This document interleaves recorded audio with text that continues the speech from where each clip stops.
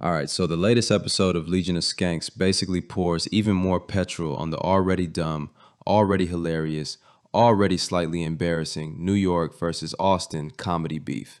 A beef that, let's be honest, is being kept alive on life support almost entirely by Louis J. Gomez at this point.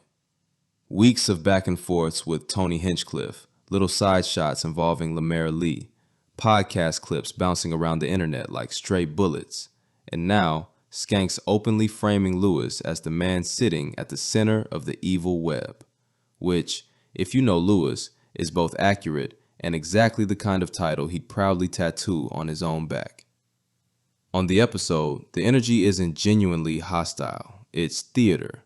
Lewis and Mark Norman are positioned as the two guys defending New York's honor, while Austin gets framed as the shiny new frontier everybody suddenly has opinions about. Well, there was a big Austin-New York rivalry. They might have won with that beat. Lewis is at the center of it. Hell yeah. Lewis is the center of the evil web. You got to get blown.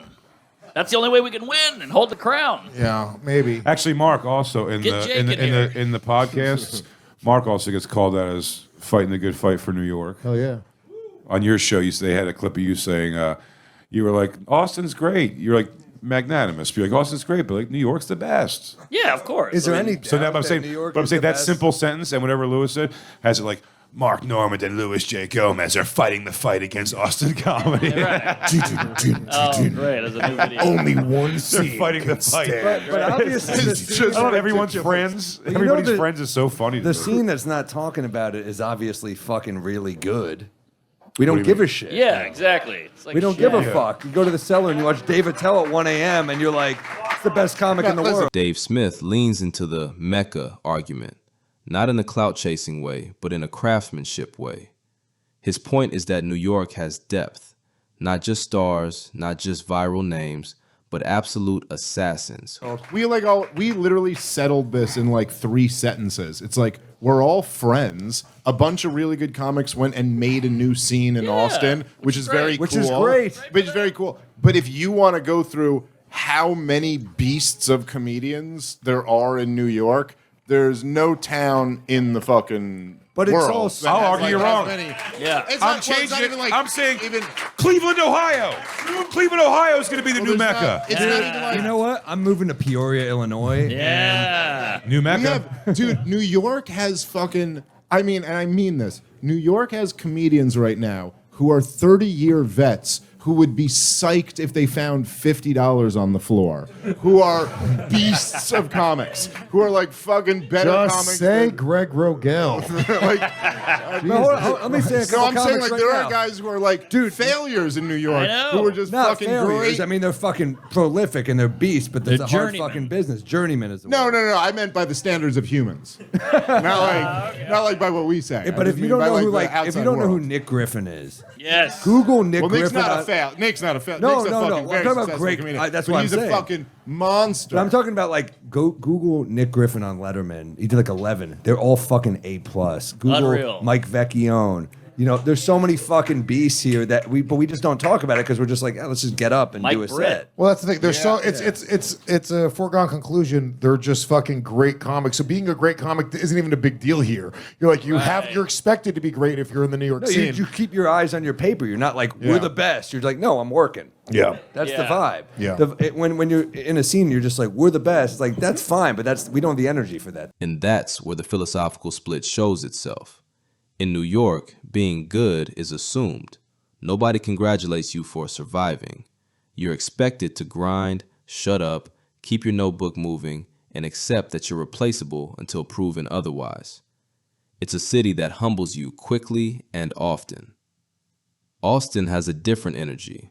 There's more celebration of the scene itself, more chest puffing about how special and free and revolutionary it feels. From the outside, especially to hardened New York comics, that can come off like wasted energy, like spending more time congratulating yourself than sharpening the blade. And that's where the banter slowly mutates into beef, even if nobody actually hates each other. What makes it funnier is that Lewis, the supposed king instigator, still performs in Austin constantly. He talks about upcoming shows there, jokes about hating it while admitting he loves it, and keeps flying back like a man who swears he's done with his ex, but somehow keeps ending up at her birthday dinner. Which tells you everything about how real this beef actually is. It's podcast drama, not street warfare. But when you zoom out, this New York versus Austin thing isn't really about comedy. It's about lifestyle, quality of life, vibe.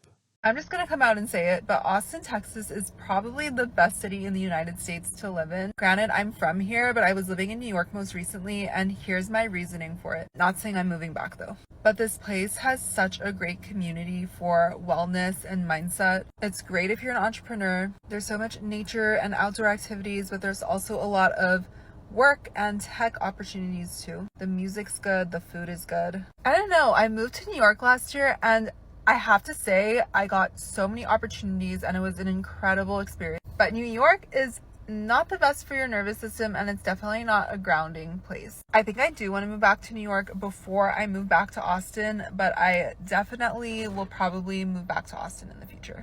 And we've seen this exact movie before, most famously in 90s hip-hop.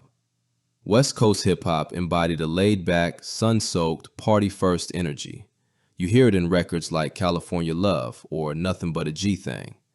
Cars cruising, palm trees, sunshine, bass lines that feel like summer. East Coast hip-hop, on the other hand, was colder, darker, more paranoid, more confrontational. Think Who Shot Ya by Biggie. Think Jay-Z on Brooklyn's Finest. Sharp elbows, survival mentality, lyrical dominance, suspicion in every bar. Neither was better. They were reflections of the environments that produced them. Comedy works the exact same way. New York is the concrete jungle, expensive, competitive, unforgiving. You don't relax there, you endure there. You hustle there. You sharpen instincts there. That pressure cooker produces a specific type of humor. Irony-heavy, self-deprecating, brutally observational, rooted in everyday struggle. Rent anxiety, relationship dysfunction, existential dread disguised as punchlines. You can trace a straight line from Rodney Dangerfield to Mark Norman to Tim Dillon to Godfrey. Blue-collar emotional DNA packaged in clever rhythm and structure. I wish I could pass a plate around every time I made you laugh. That would be nice in a comedy club.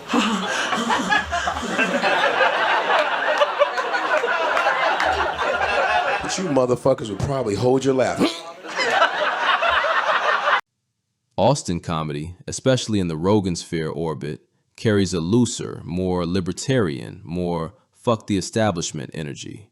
More hang, less grind. More community, more ideological swagger. The comedy often feels less tethered to everyday struggle and more interested in provocation, freedom of speech battles, and cultural rebellion. That's why people on the outside sometimes describe it as mean, detached, or glossy without heart. Not because the comics are evil, but because the emotional center is different. Is Martin Phillips on? Yeah. Yeah. Holy shit. Jimmy, New York comedy feels like it's forged in discomfort. Austin comedy feels like it's forged in comfort with conflict. That's the real friction underneath all this podcast noise. One scene grows out of pressure. The other grows out of freedom. One values craft through suffering. The other values expression through resistance. Neither is inherently wrong, but pretending they're the same ecosystem is where the arguments start. I love that all these comedians moved out to Austin and be like, I'm gonna get on a show. He'd rather have someone No, that... he literally brought homeless people here that are talking about taxes. They're like, I'm going to save money on tax. It's like you live in a tent. But also, he'd rather have someone that makes bespoke knives on than you. Right. He's the piece not No, even... there's people that are moving here that have never been on the show. They've known him 16 years. They've never done the show. They're just hoping that the people he's flying in miss their flight and Yeah, he needs someone last minute. They're just sitting in the parking lot like gargoyles, just like maybe someone's gonna maybe cancel. it'll all be great. I don't know, but it just feels. I am not into it. What's telling is that even on Legion of Skanks, the guys basically admit none of this is actually serious. They're friends, they perform together, they respect each other. The beef exists because podcasts reward conflict, not nuance. Nobody clicks 4 comics agree that multiple cities can be good at the same time. They click comedy war. And Lewis understands that better than anyone. He knows how to stir the pot, manufacture spectacle, keep the algorithm fed. But underneath the noise, this saga says more about how people want to live than how they tell jokes. Some people thrive in pressure. Some thrive in sunshine. Some want grit. Some want vibes. Comedy just happens to be the battleground where those values collide.